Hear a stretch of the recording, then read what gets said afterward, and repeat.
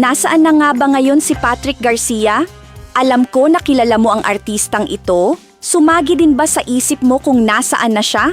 Tapusin ang video hanggang sa huli at sabay nating alamin ang buhay ngayon ng aktor.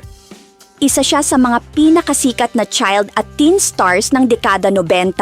Halos lahat ng teleserye at pelikulang kanyang sinalihan ay tinatangkilik ng publiko. Sa murang edad, nakamit niya ang mga parangal na pinapangarap lamang ng maraming artista. Si Franz Patrick Velasco Garcia ay ipinanganak noong Setyembre 14, 1981 sa Makati City.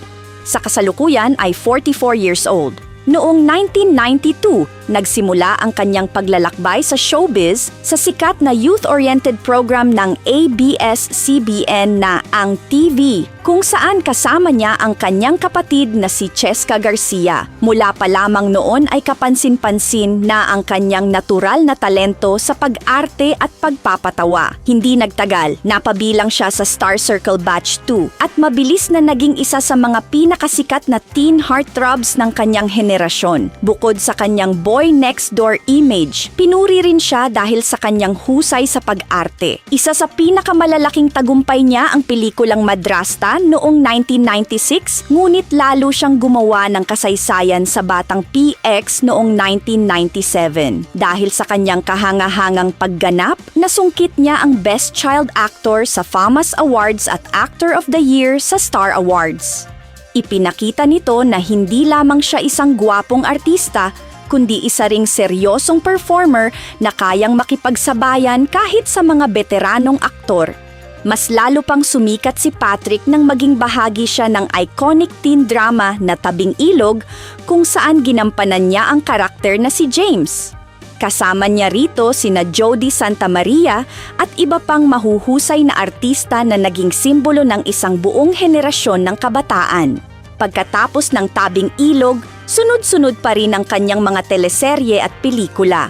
Gayunman, napansin ng marami na unti-unti siyang naging bihira sa telebisyon. Marami ang nag-isip na baka tuluyan na siyang nagretiro, ngunit ang totoo, hindi siya tuluyang tumalikod sa showbiz. Noong 2008, pansamantala siyang nagtungo sa New York sa kasagsagan ng mga isyung kinasangkutan niya at ng dati niyang nobya na si Jenilyn Mercado.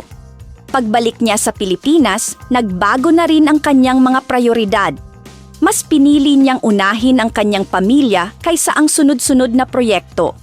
Sa kasalukuyan, masaya siyang nagsasama ng kanyang asawang si Nika Martinez at mahigit isang dekada na silang kasal. Magkasama nilang pinalalaki ang 4 nilang anak na sina Chelsea, Patrice, Pia at Pablo. May anak din siya kay Jenilyn Mercado na si Alex Jazz at sa kabila ng kanilang naging hiwalayan noon, nananatili silang maayos na co-parents para sa kanilang anak. Bagamat hindi na siya kasing aktibo tulad noong kasagsagan ng kanyang kasikatan, hindi pa rin tuluyang nawala si Patrick sa industriya. Noong 2004, muling pinatunayan ni Patrick ang kanyang husay sa pelikulang A Journey ng Netflix Philippines kasama sina Key Abad at Paulo Contis. Bukod sa pag-arte, isa na rin siyang negosyante. Isa siya sa mga nasa likod ng The Fine Gentleman Haberdashery at Barbershop sa Valle Verde na nag-aalok ng custom-made suits, tuxedos at premium grooming services para sa mga kalalakihan. At iyan ang kwento kung ito na pala ngayon si Patrick Garcia. Kung nagustuhan ninyo ang video, huwag kalimutang i-like, i-share at mag-subscribe para sa iba pang mga kwentong tulad nito. Salamat sa panonood!